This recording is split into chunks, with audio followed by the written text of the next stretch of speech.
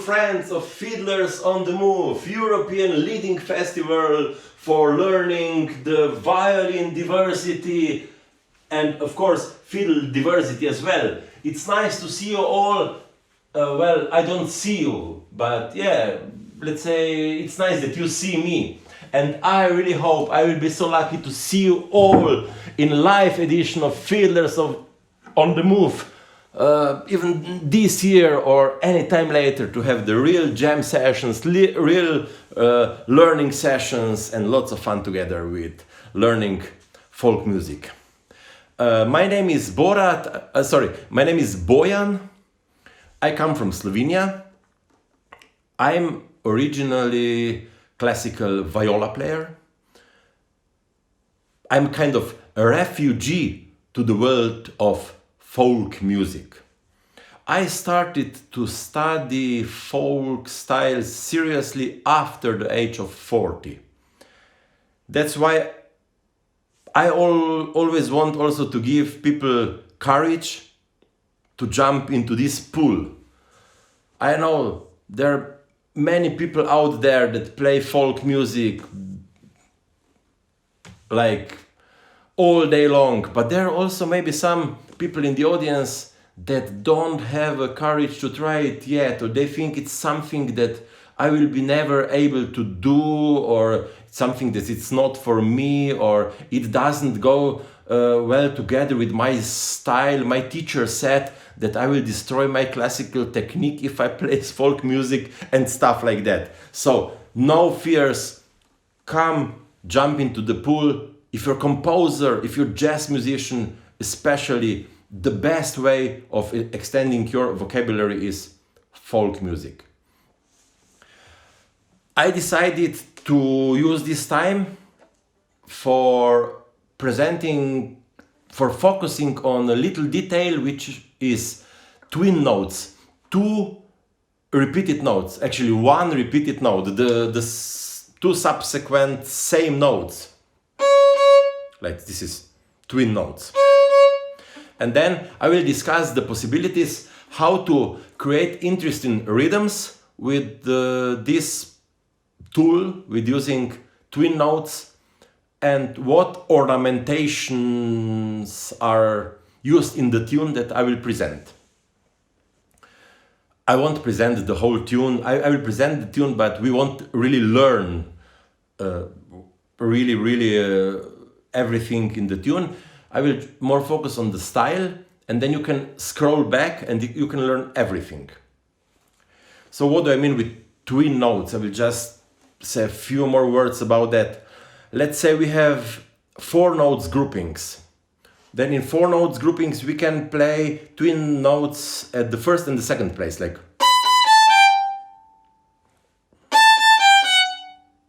Okay, and then we practice scales, like. And then we can put them on the second place, like the third place, third and the fourth, of course.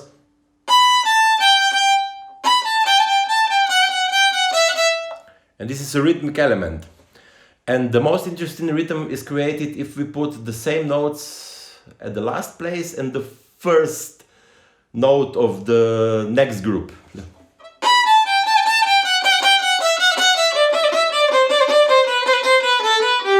So why not to practice scales also in this pattern? If we practice jazz or classical scales, we can use these patterns to extend our vocabulary. And once we internalize, we are totally familiar with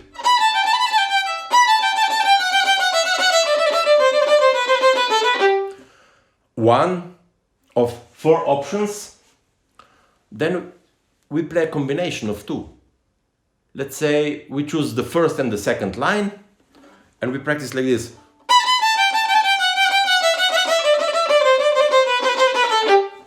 And it's already a little rhythm in it, isn't it? And then later, after a few days of practicing, we are so confident that we can start improvising rhythms within this, with only these 4 tools.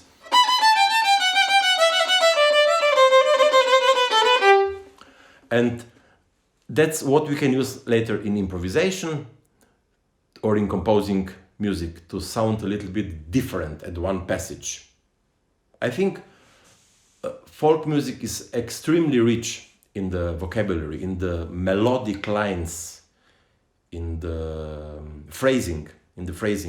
I would say it's even all styles in Europe are richer than artificial music. Art music. In Slovenia we call it artificial music. More Mozart concertos, of course, they're great for other reasons, but it's typical example how in folk music some phrases would never be used. Like, if a folk musician plays this passage, this would mean I want to tell a joke, and everybody would laugh. The musician wants to be funny. So lines are really very complex in folk music. Once you start studying it, in art music we usually focus on harmony, on structure, counterpoint, whatever, but the melodic lines are the richest in folk music. This is my personal opinion, doesn't have to be true. The tune that I will, maybe another example. If we create these interesting rhythms with these 4 possibilities that I presented, then I remembered that in Hora Lautereasca, that Jean-Christophe presented last year, there is a passage that uses all 4 options. It's like... And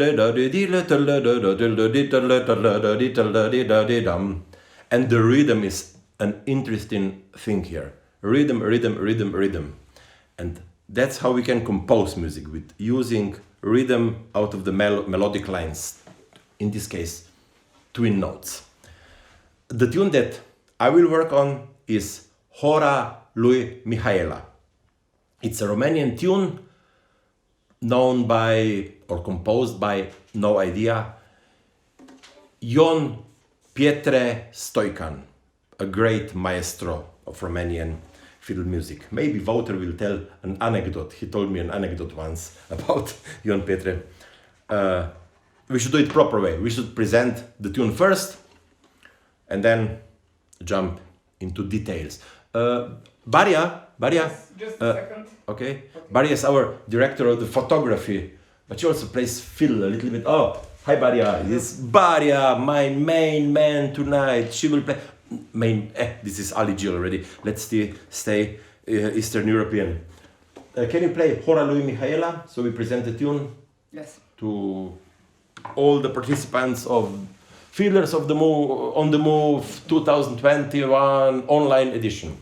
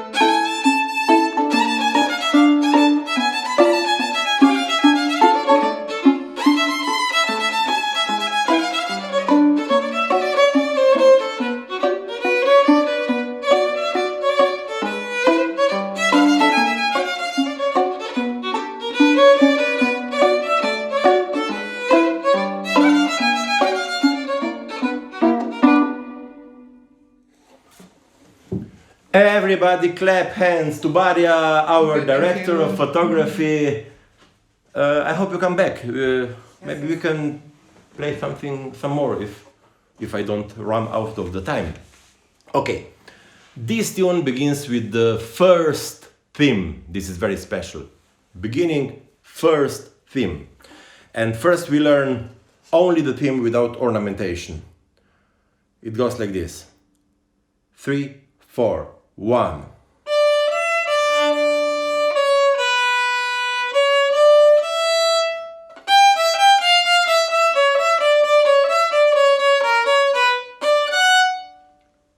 And it repeats, of course. I think it's very important to learn the basic melody first. And even before that, to listen to the music as many times as possible. It has to come to our small brain. You know, the feeling when you listen or teach a simple, beautiful melody, and then you cannot get rid of it. It's in your head, like a worm in your head. This is the effect that should happen before really jumping into details. It should be somewhere we should predict already, guess, is the melody going up or down? Does it jump? Or is it some rhythmic element in it, some ornamentation that I hear, harmonic tensions? And then we learn the basic melody, we try to figure out the line. And when we have the line, I would recommend to play this line for a while with your own ornamentation, with something that it's in your vocabulary already. It can be very simple trills or whatever.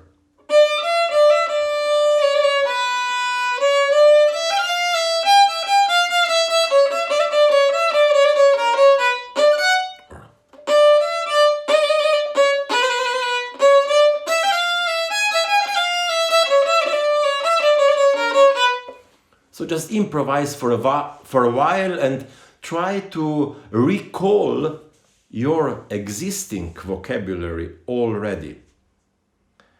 I think that's very important.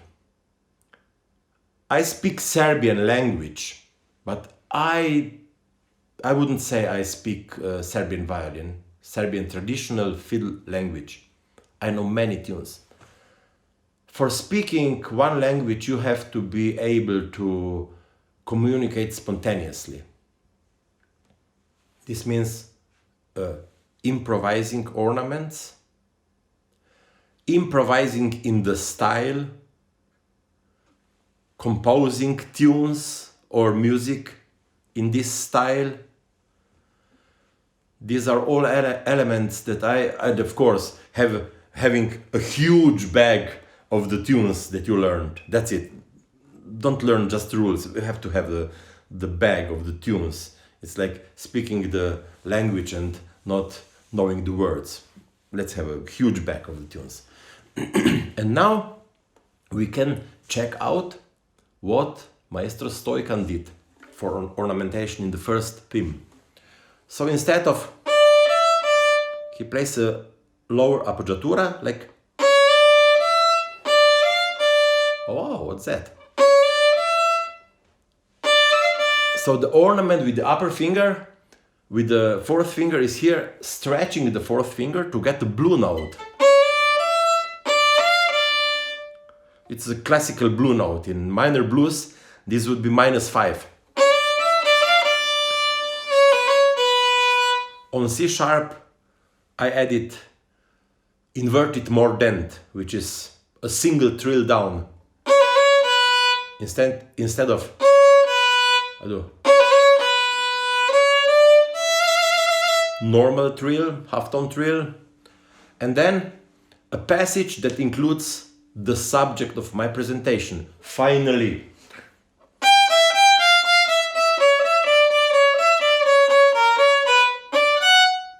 Twin notes. Here we have 3 notes grouping, and in 3 notes grouping we can connect 2 notes in 3 ways only. So the first and the second note can be twin notes, the second and the third, or the third and the first note. So only 3 options, and in this passage, as we see here,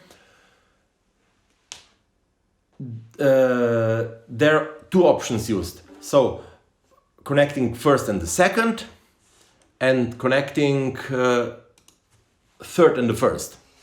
So First and second. 3-1. First and second. 3-1.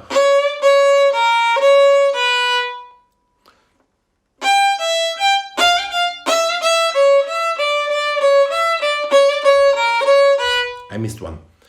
Yeah, that's it.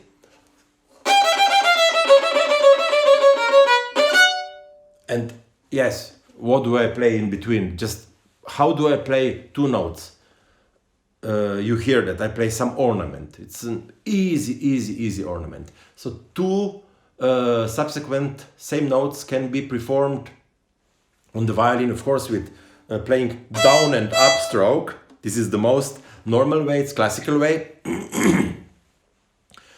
Maybe most common way of playing two notes in folk music in different styles, Western, Eastern, any folk style, is to put a little barrier between two notes, like they do in bagpipes, because they cannot play down and up bow. They have this constant pressure, and to repeat a note, they have to just slightly press another note that doesn't really sound but gives an impression that the original note is performed twice. So we can do the same thing.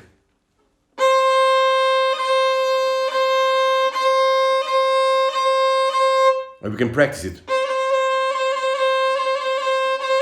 Or jingle bells.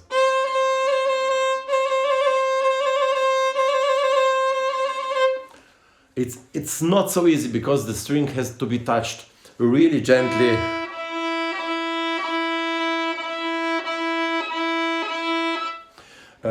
That we don't hear the sound, the pitch of the upper note. Sometimes it's good, we can hear the pitch as well. And usually it's easier to do it with the fourth finger than with the third finger. With second and fourth it's the easiest, and with first and third it's not so easy, in most cases. Then, in this case, we don't have this option, we have another possibility. So, at two repeated notes, we divide the first of the two notes in two equal parts, like to divide an 8th note into two 16 notes. And then, at the first, instead of we play,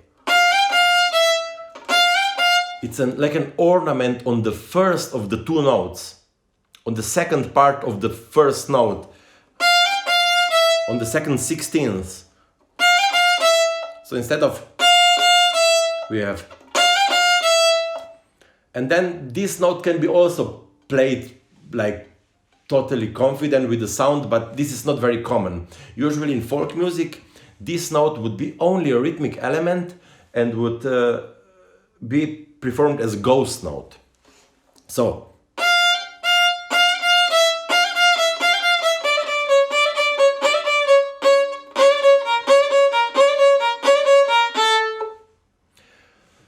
and how to make this ghost note? There are two chances. Not to press the finger all the way to the end, but this is maybe in this tempo, maybe not the first option.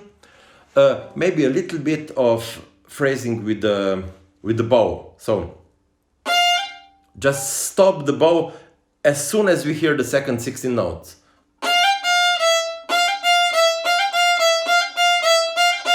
Like to play the second 16 note a little bit shorter. That's it.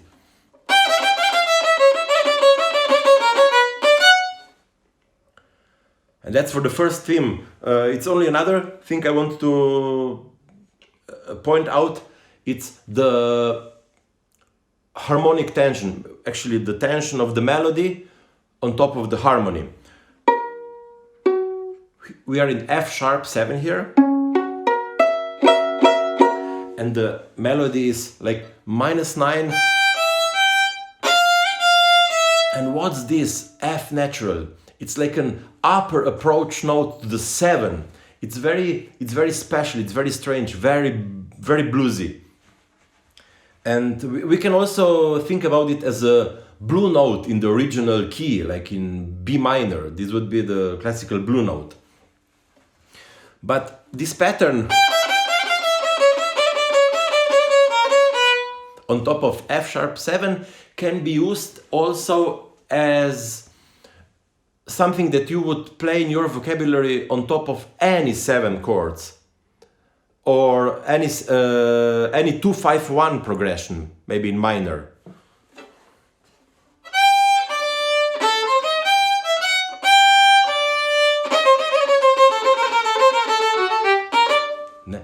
Just to implement it, Barja, if you have time later, we can present at the end a little bit how to practice 2-5-1 patterns from the folk vocabulary for a jazz practicum.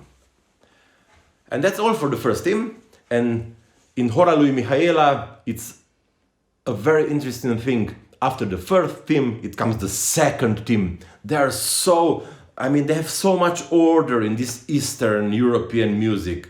The first is the first, and second is the second. Isn't it beautiful? So the second theme without ornamentation is 3-4-1.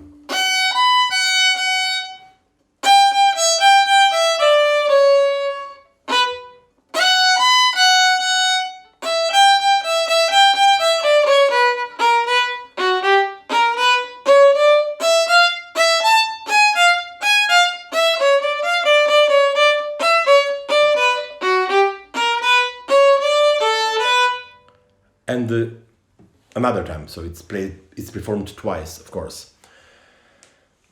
At the beginning, we could play again the lower appoggiatura, but in this case, Stoican plays inverted Mordent from original note, which is.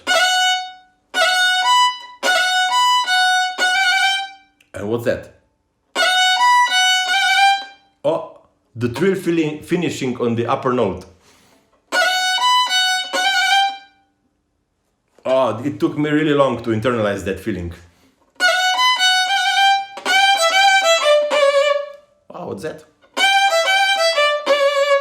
Okay, we have another option, how to play twin notes with traditional ornamentation. We can replace the finger with the lower finger. So we play actually the same note, first with the second finger, and then with the homeopathic slide, we replace the position of the second finger with the position of the first.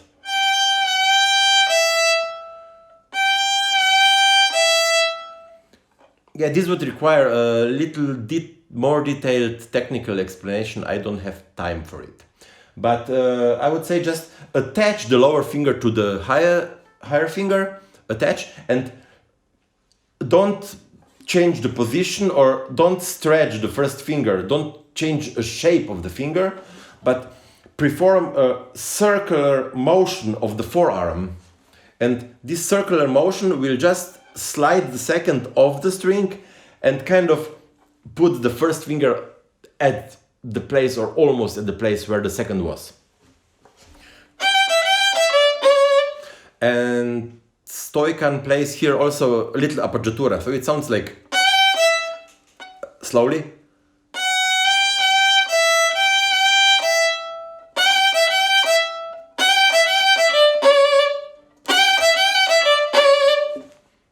Okay, we'll come back to it. And again, same, and then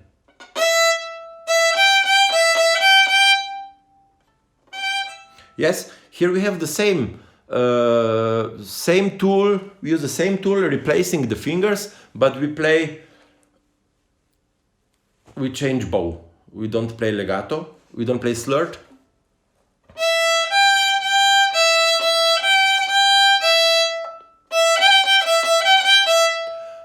You might ask why I don't consider the low open E string as twin notes. There are two notes, they could be twin notes, but in this case I wouldn't say they're a rhythmic element. So they're not every two same notes a rhythmic element. Like if we play, this is not a rhythmic element. And in this case, sometimes the left finger is a little bit faster than the right. The left hand should be a little bit faster anyway, otherwise we wouldn't hear the music really clearly. But if it's even a little bit faster, then sometimes kind of spontaneous ornamentation comes out. Like, instead of, you can do, you just, the first finger is too fast, and instead of, it comes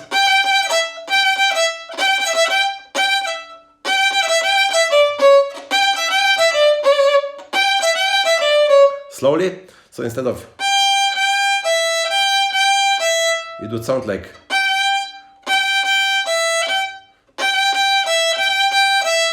yes.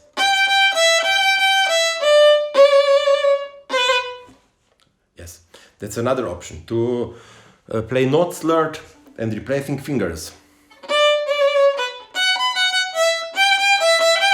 Oh, I just played the wrong passage, yeah, that's why I was confused a little bit. So here.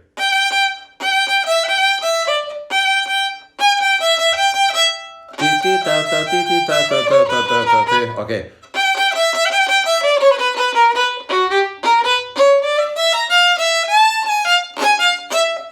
What's that? I like it so much because Stoican plays a game with dotted note and straight notes. The tune is definitely in 12/8 rhythm, that's no doubt, but sometimes the notes are even more dotted than triplets, and sometimes he just makes a beautiful phrasing with playing totally straight, like almost like duplets on top of triola. Yeah, so dotted, even more dotted, and from here on,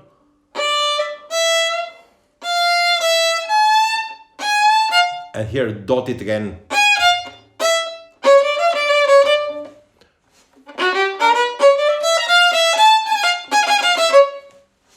It would sound, if we play all the time the same, or, but I think it's a very interesting thing. And approaching the note A, in this case, he does a little slide, which is a little bit unusual. So instead of sliding to the note, which would be normal, he comes to the original note straight away and then slides a little bit up.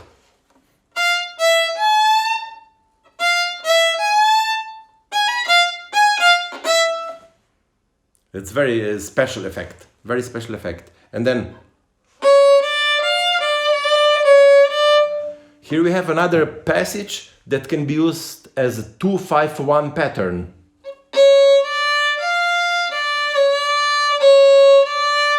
We play stretching finger and then replacing fingers, 3-2,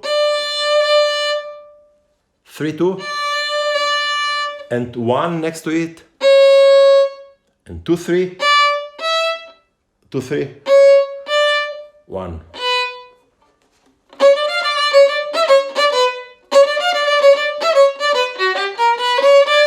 Again playing with dotted and legato straight, like 8 notes.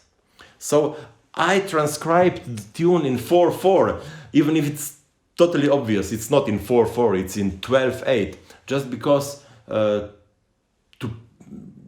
to describe easier games with straight and dotted articulation. So we have the second 2-5-1 pattern to learn. Is it anything else in the second theme? No. Let's jump straight into the third theme. It's very interesting because the third theme comes straight after the second theme, and this is really in nice order, like a baby's teeth. You know, the first tooth come out, and then the second, then the third, and I never know if they were counting in this order first, or did the baby have this effect first, that the like first theme and then second and the third theme? Okay, the third theme. It's like this. I play once without ornamentation.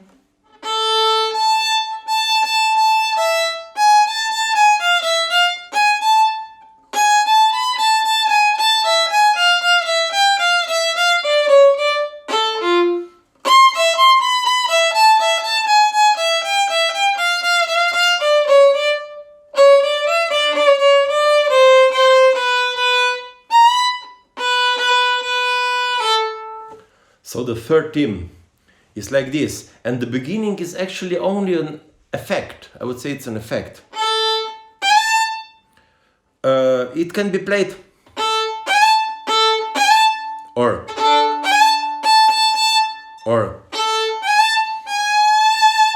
anything with the note A. Some funny stuff. He does it every time differently. So. But the ornamentation, I would extend a little bit our two options that we had today, playing the lower appoggiatura like, and playing the inverted mordent from the original note. Here we have an inverted mordent from the note below, like. So we started G sharp, go down, up, and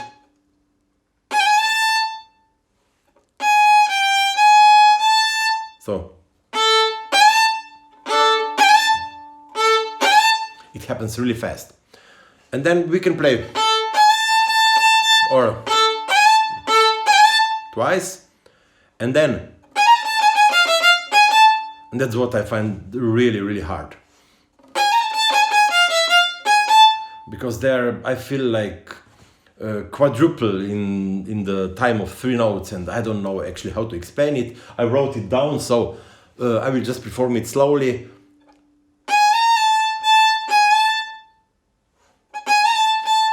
And then triplet again.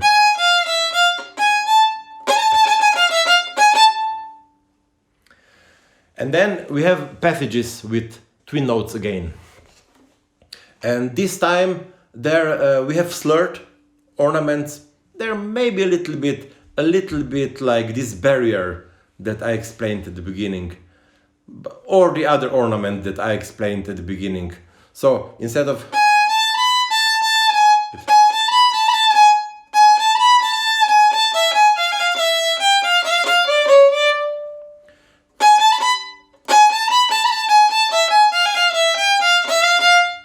and here something interesting happens. So after the ghost note, we continue with the note that was used for ghost note. Again, or and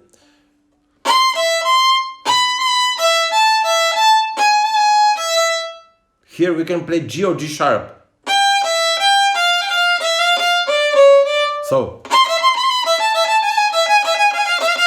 or it works, both works perfectly, totally well. So nothing new in these passages. Just we have to learn where the twin notes are, perform without ornamentation, and then put in the ornamentation that we already know. And then at the end, it's a little phrase that's very similar to the end of the second theme. It could be played the same theme, the same ending. I mean, these endings are sometimes something that is played in many tunes. Sometimes the endings describe the style of the region. But here, instead of, we do.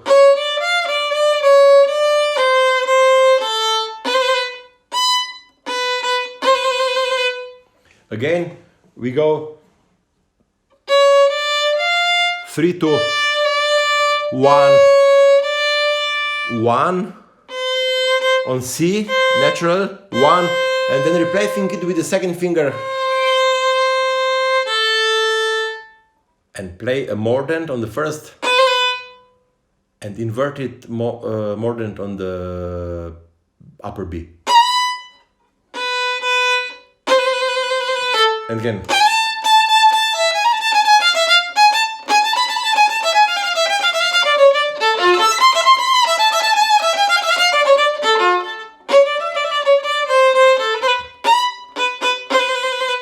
Yeah, and we came to the end of the third part of the tune, and you won't believe, after the third part there comes a fourth part. It's totally logical, organized, this Balkan and Eastern European music, really well organized. And for the fourth part I wouldn't really teach you how to do that. Little homework, nothing new. The fourth theme is almost the same as the first one. Little differences. I will just play it without ornamentation. 3, 4, 1.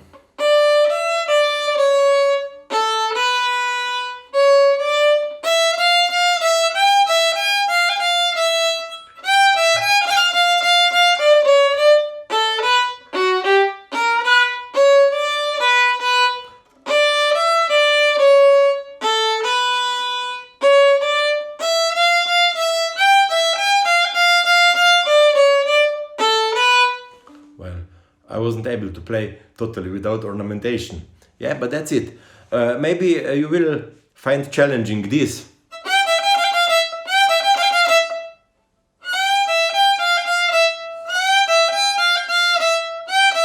Sorry.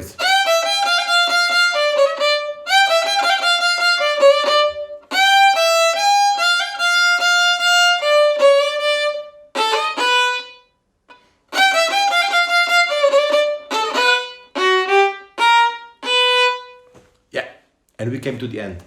I hope you can find some of these ideas interesting. I mean, this tune is definitely an advanced level for learning folk music. But it doesn't mean that we cannot approach in the same way with the simplest possible tunes.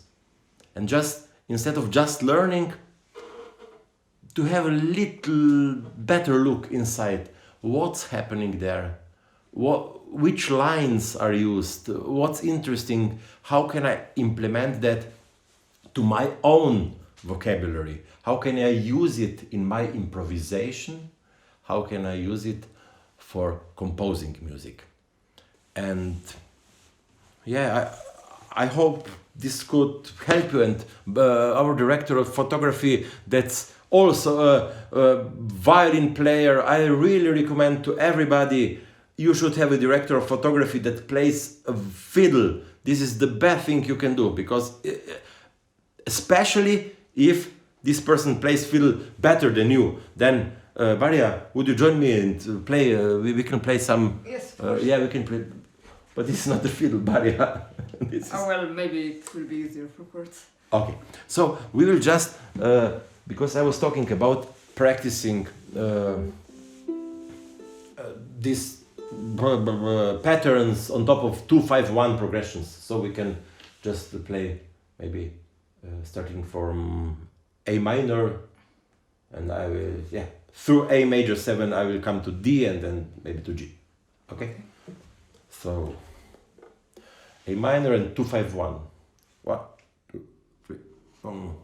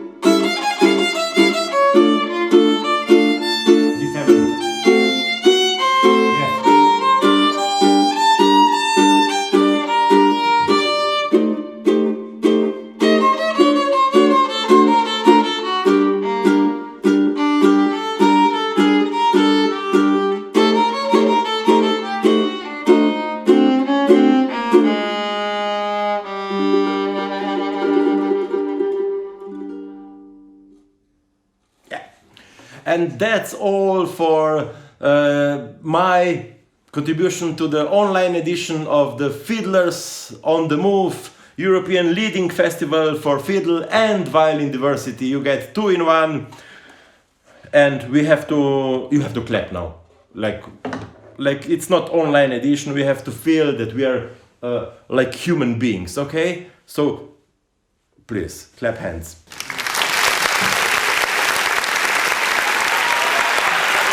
Thank you. See you.